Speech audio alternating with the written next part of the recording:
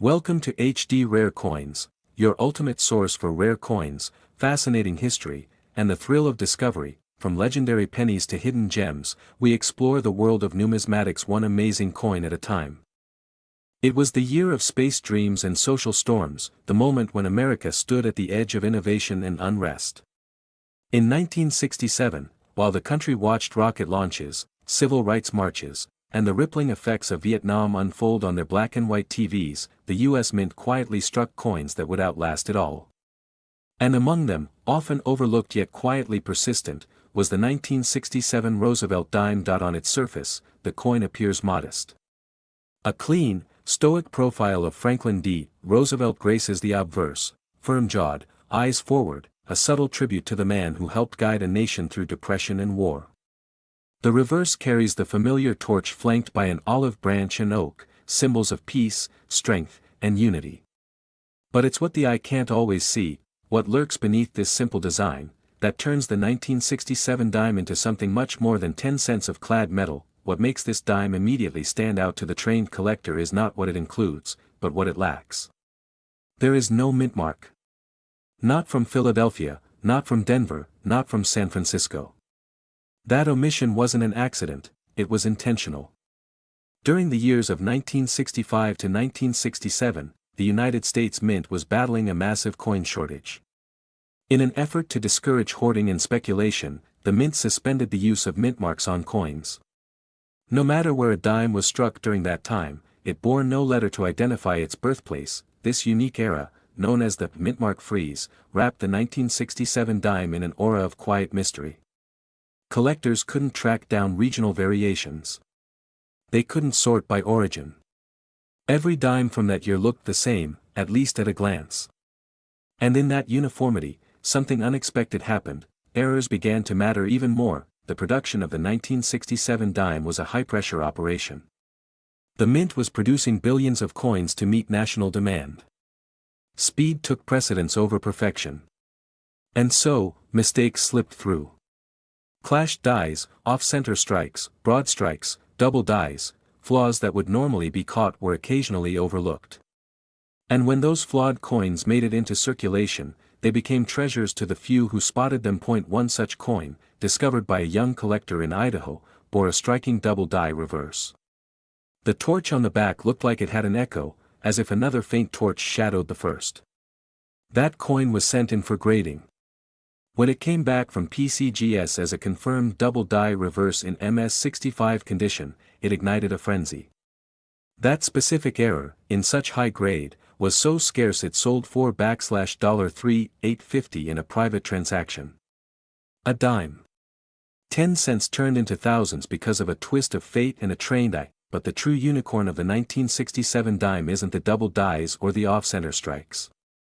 It's the proof-like finishes, those rare pieces struck on unusually polished dies that give them a near-mirror appearance, even though they were never meant to be proofs.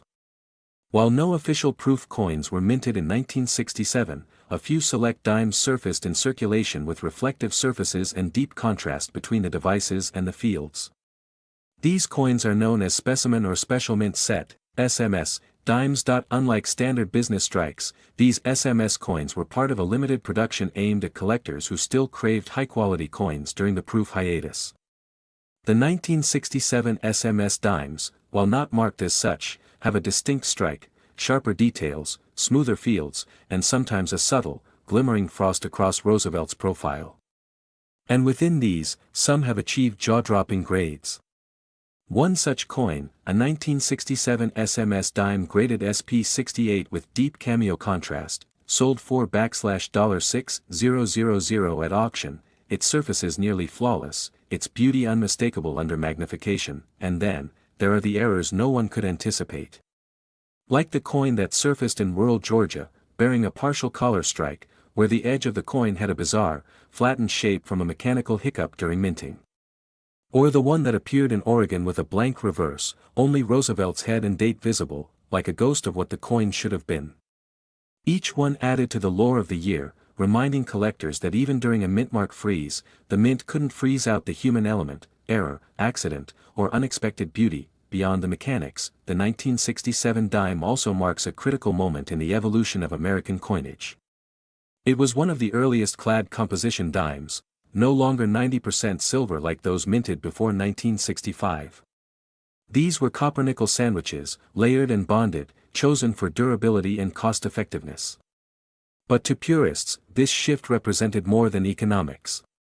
It was the end of an era. The silver was gone. And though the face remained, something about the soul of the coin had changed. Collectors began searching for transitional errors, coins that might have been accidentally struck on silver planchets left over from prior years. While extremely rare, a few such dimes have been authenticated. A 1967 dime struck on a silver planchet is like lightning in a bottle, an impossible ghost of a metal past. One confirmed example fetched over $12,500 at auction, its silver sheen instantly betraying its misfit status, and so, the 1967 Roosevelt dime sits in two worlds. On one hand, it's common. Over 2.2 billion were minted. You could find one in pocket change even today. But on the other hand, it's anything but ordinary. Because hidden among the billions are the few, those struck with rare precision, those born of error, or those that defy the standards of their time. Some stories take years to unfold, and others are told in a single glance through a magnifying lens. In the case of the 1967 dime, what often looked like an average coin in a handful of change became a sudden window into forgotten craftsmanship, mistakes, and rare beauty. The deeper you go into its story, the clearer it becomes that 1967 was anything but routine. Collectors who specialize in Roosevelt dimes know that not all SMS coins were created equal. While the special mint sets replaced proof sets during the mid-1960s, not every SMS coin had the same finish. Some were flat, hazy, or weakly struck. But every once in a while, one would emerge that sparkled like a mirror, catching the light in a way that separated it from the rest. The term deep cameo was used to describe coins with this striking contrast, the frosty devices rising sharply against jet black fields. For a 1967 dime to earn a deep cameo grade was almost unheard of. So when the first few surfaced with an SP68 DCAM rating, whispers turned to awe. These few, highly polished specimens likely came from the very beginning of die use, freshly prepped tools that hadn't yet dulled from production. Their strikes were crisp. Their fields mirrored. And they were extraordinarily rare. One such example sold at auction in 2021 for just over $8,800, making it one of the most valuable non-error-clad dimes in modern history. That coin became a legend in Roosevelt dime circles, not just for its beauty but for its mystery. How many more like it could be hiding in unopened SMS sets, stashed in forgotten drawers or estate boxes? Then there are the outliers, the coins that defy explanation. One 1967 dime appeared at a small coin show in Minnesota. It looked silver, sounded silver, even weighed like a silver coin. And though it bore no mint mark and carried all the right features of a standard 1967 dime, a closer analysis revealed it had been struck on a leftover 1964 90% silver planchet. A transitional error that should not have happened. A whisper of the past in the shape of the future. That dime fetched $13,500 after grading, not because it was perfect, but because it shouldn't have existed at all. But even without errors, rare compositions, or flashy finishes, the 1967 dime holds its place in numismatic history simply for being part of an era of change. It was minted in the heart of the Johnson administration, a time when America was reshaping itself.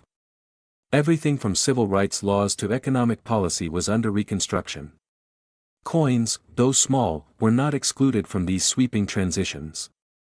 The shift away from silver wasn't just about saving money, it reflected the government's realization that the old ways couldn't always support the demands of the new age. In some corners of the collector world, the 1967 dime is lovingly referred to as the sleeper.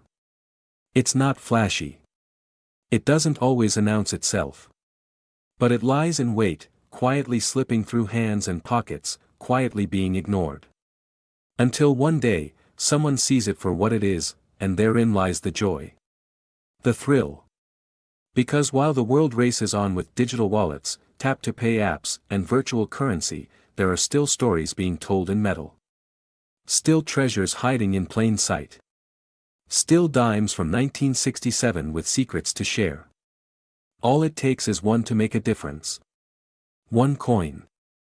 It was the last year before the world tipped into a new millennium.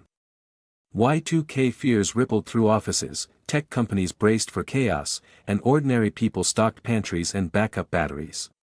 Amid all the tension and anticipation of 1999, coins were being struck, shipped, and spent, business as usual at the United States Mint.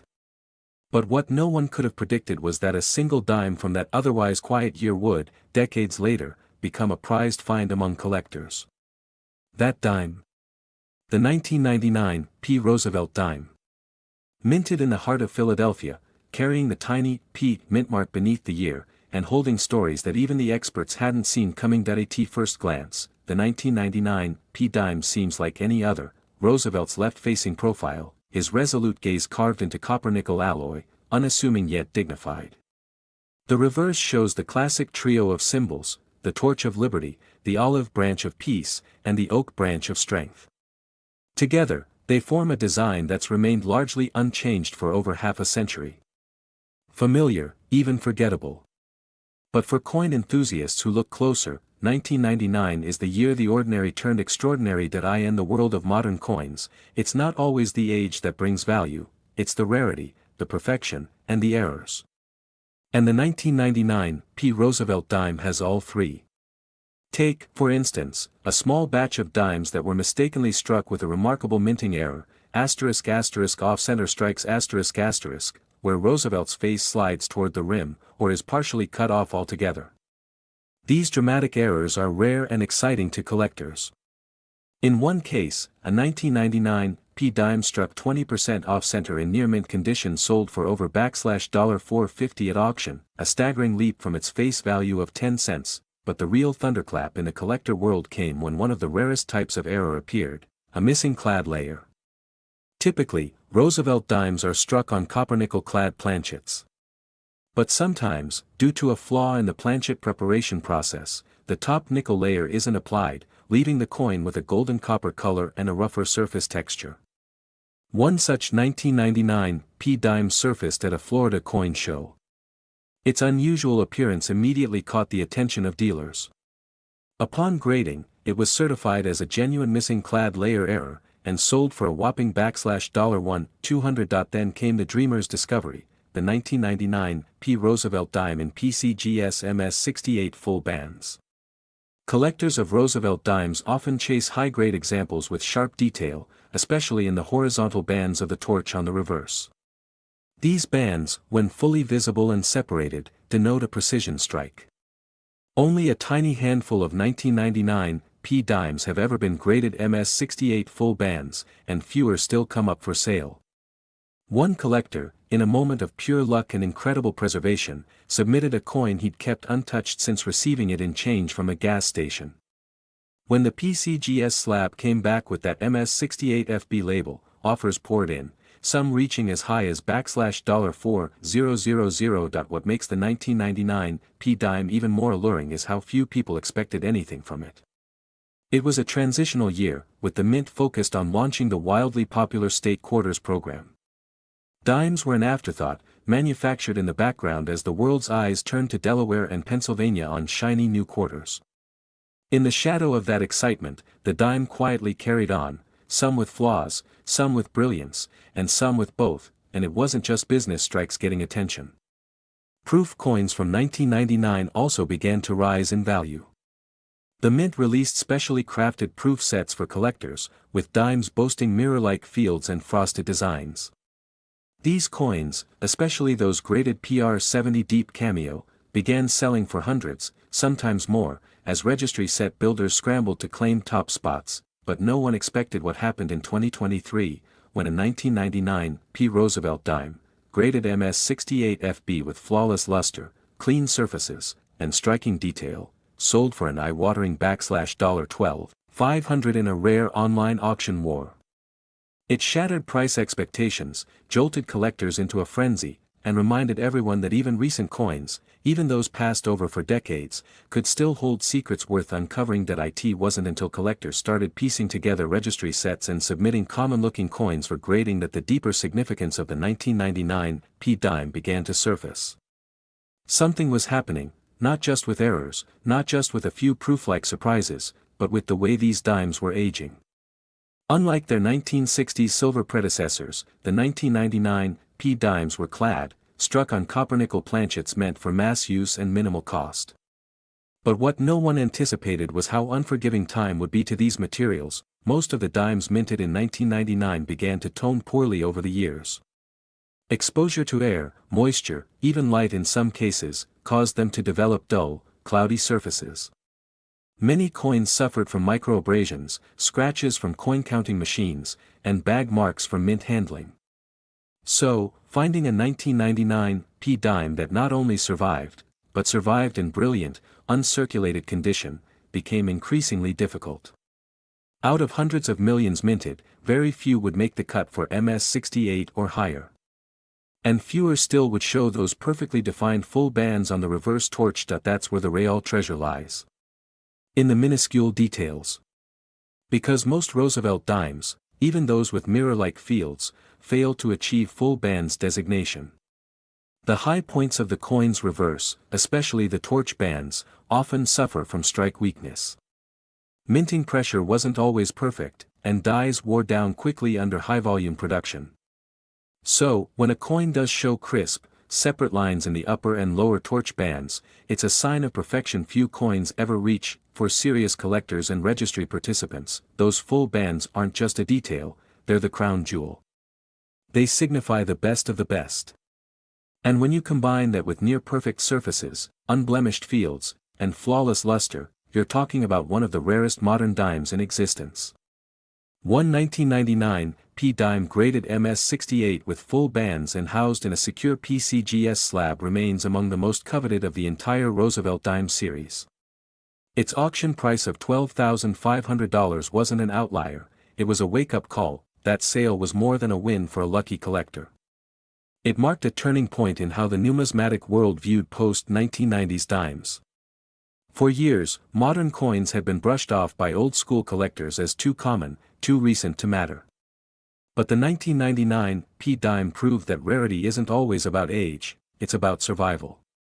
And not many 1999 dimes survived the grind of circulation in pristine condition. Then came the whispers of a double die obverse.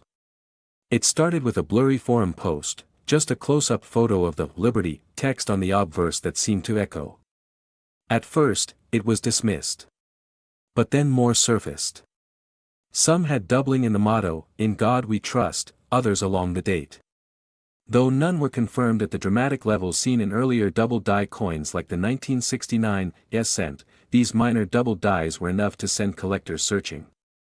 And anytime a new variety appears, even if subtle, its value spikes, especially when graded and confirmed by experts. For every rare 1999 P dime discovered, there are hundreds of thousands tossed aside as common. That's the irony. They sit in jars, drawers, and change buckets across America, mistaken for junk. But hidden among them are pieces worth hundreds, sometimes thousands, of dollars.